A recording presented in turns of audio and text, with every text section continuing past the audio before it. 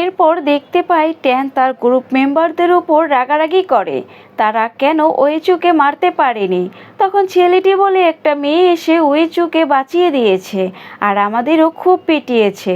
তখন ট্যান তো আরও বেশি রাগারাগি করে, একটা মেয়ের থেকে মার খেয়ে এসে আবার সেটা বলছে। তখন ছেলেটি বলে এ কোনো সাধারণ মেয়ে না, মেয়েটা টাইজু জানে। তখন ট্যান বলে টাইজু গ্রুপের এমন কোনো মেয়ে তো নেই, তাহলে মেয়েটি কে? তখন ট্যান বলে মেয়েটি কে তাকে খুঁজে বের করো। পরিস্থিতি দেখি পিয়াসা তার দাদুর পেন্টিং এনে টিচারকে দেয়, এরপর বের হয়ে যায়। তখন শ্যাওশ্যাওকে ফোন করে ওইচুর বাসার লোকেশন জানতে চায়, কারণ কাল রাতের বিষয় নিয়ে ওইচুর সাথে কথা বলবে। এদিকে দেখি জিন আর জিয়া ওইচুর সাথে দেখা করতে যাচ্ছে। তখন জিন বলে ওইচু কি আমার পেন্টিং পছন্দ হবে? তখন জিয়া বলে অবশ্যই পছন্দ করবে, তুমি সারা রাত জেগে এই পেন্টিং তৈরি করেছো। তখন ওই পথ দিয়ে পিয়াসা যাচ্ছে দেখে তারা পিয়াসাকে বলে তুমি কোথায় যাচ্ছ? তখন পিয়াসা বলে ওইচুর সাথে দেখা করতে, তার বাসা তো এই দিকেই। তখন জিন আর জিয়া দুজনেই আলাদা আলাদা লোকেশন দেখিয়ে দেয়। তো পিয়াসা তাদের থ্যাংক ইউ বলে চলে যায়। পিয়াসা চলে যাবার পর জিন জিয়াকে বলে তুমি পিয়াসার পিছু নাও আর আমি ওইচুর বাসায় যাচ্ছি। এরপর দেখি জিন ওইচুর বাসার সামনে এসেছে। আসলে জিন পিয়াসাকে ভুল লোকেশন বলেছে, যাতে করে নিজে ওইচুর সাথে দেখা করতে পারে। তো এখানে তো অনেকক্ষণ বেল বাজানোর পরও কেউ দরজা খুলে না, তো বুঝতে পারে ওইচু বাসায় নেই। তো তখন জিন বলে ওইচু তুমি 1 বছর আগে হঠাৎ করে কোথায় চলে গিয়েছিলে? আমি জানতে চাই তুমি কি ভালো আছো? আমার মনের কথাও তোমাকে বলা হয়নি। আর এদিকে দেখি পিয়াসা তো ওইচুর বাসা খুঁজে পাচ্ছে না। তো অনেকক্ষণ খোঁজার পর ওইচুকে দেখে এক জায়গায় দাঁড়িয়ে আছে। তখন ওইচুর কাছে যায়, বাট ওইচু তো পিয়াসার দিকে ফিরেও তাকায় না। তখন পিয়াসা কাছে গিয়ে বলে তুমি কি আমাকে দেখতে পারছো না? আমি তোমার সাথে কথা বলতে এসেছি। তখন ওইচু বলে ও আচ্ছা, তুমি তো ওই মেয়েটাই যে মাস্ক হিরোইন, যে একলাই ছেলেদের সাহায্য করতে পারে।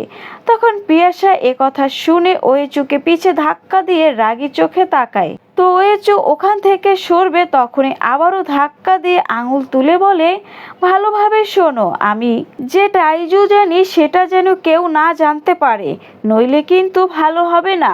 ওইচু পিয়াসার কথা শুনে তো অবাক। তো যখন পিয়াসা যাচ্ছে তখন ওইচু বলে আমি চিন্তা করে দেখব। তখন পিয়াসা বলে এখানে চিন্তা করার কিছু নেই, আমি যখন বলে দিয়েছি তুমি কাউকে বলবে না, তখন কাউকেই বলবে না। তো পিয়াসা চলে যাবার পর দেখি ওইচু স্মাইল করে, তার মানে পিয়াসার পাগলামি ওইচুর কাছে একটু হলেও ভালো লেগেছে। তখন দেখতে পাই জিয়া লুকিয়ে দুজনার ছবি তুলেছে। নেক্সট সিনে দেখতে পাই সব লিডারদের নিয়ে মিটিং হচ্ছে। তখন ট্যান টিচারকে টাইজু গ্রুপ বন্ধ করে দিতে বলে, কারণ টাইজু গ্রুপে খুবই কম লোক রয়েছে আর তারা এখনও নিজেদের ইমপ্রুভ করতে পারেনি, এর জন্য টাইজু গ্রুপ বন্ধ করে দিতে বলে। তখন ভাই বলে তুমি সব সময় আমাদের পিছে কেন পড়ে থাকো? তুমি কি ভুলে গেছো টাইজি মানে আমাদের কাছে সবার থেকে বেশি অ্যাওয়ার্ড রয়েছে? তো ট্যান বলে হ্যাঁ, বাট সেটা যখন টাইজুতে ওয়েচু ছিল। এরপর টিচারকে রিকোয়েস্ট করতে থাকে যাতে করে টাইজু আর বক্সিংয়ের মধ্যে প্রতিযোগিতা হয়। পরিস্থিতি দেখতে পাই পিয়াসা ঘরে ছিল। তখন শ্যাওশ্যাও এসে বলে তুমি আবার কখন ওইচুর সাথে দেখা করলে? তখন পিয়াসা বলে তুমি কিভাবে জানলে? তখন শ্যাওশ্যাও ছবি দেখিয়ে বলে এটা গ্রুপে কেউ ছেড়ে দিয়েছে। এটা দেখে তো রেগে যায় পিয়াসা। তো পিয়াসা তো এখানে প্রচণ্ড রেগে বাহিরের দিকে যাচ্ছে আর বলে এত সাহস কার, আমার ছবি গ্রুপে ছেড়ে দিয়েছে? তো তখন শ্যাওশ্যাও গিয়ে থামিয়ে বলে তুমি এটা কি করছো? ঠান্ডা মাথায় ভাবো, এরকম তাড়াহুড়ো করলে তো তোমার বিপদ। তো পিয়াসাকে খুশি করার জন্য পিয়াসার ফেভারিট চিপস খাওয়ায়। নেক্সট ডে দেখতে পাই পিয়াসা ক্লাসে যাচ্ছে। তখন জিয়া এসে বলে ওইচুর সাথে তোমার কি সম্পর্ক? তো তো প্রথমে তো পিয়াসা স্বীকার করে না, বলে ওই মেয়েটা আমি না। তখন জিয়া ফোন বের করে আরও অনেক ছবি দেখায়। তখন পিছনের মেয়েগুলো এসে কথা শুনতে থাকে। তখন দেখতে পাই কেউ একটা গুটি মেরে ফোন ফেলে দিয়েছে। তখন ওই মেয়েগুলো ফোন তুলে ছবি দেখতে থাকে আর বুঝতে পারে জিয়াই ছবিগুলো তুলেছে। হয়তো এগুলো করতে জিনই বলে দিয়েছে। তখন পিছন থেকে জিন শুনতে পেয়ে সামনে এগিয়ে আসে। তখন পিয়াসা মুখ ঘুরিয়ে ভাবে ঝগড়া না করে অভিনয় দিয়ে বিষয়টা হ্যান্ডেল করতে হবে। তখন দেখি ব্যাগের থেকে চিলি পাউডার বের করে চোখে লাগায়। এরপর সবাইকে বলে প্লিজ আমাকে ক্ষমা করে দিন, আপনাদের ক্রাশ মানে ওয়েচুকে ডিস্টার্ব করার উদ্দেশ্য আমার ছিল না। প্লিজ আমাকে আপনারা ভুল বুঝবেন না, আমাকে ক্ষমা করে দিন। তো এগুলো শুনে জিন পিয়াসাকে কিছু বলতে পারে না। তখন জিয়াকে নিয়ে চলে যায়।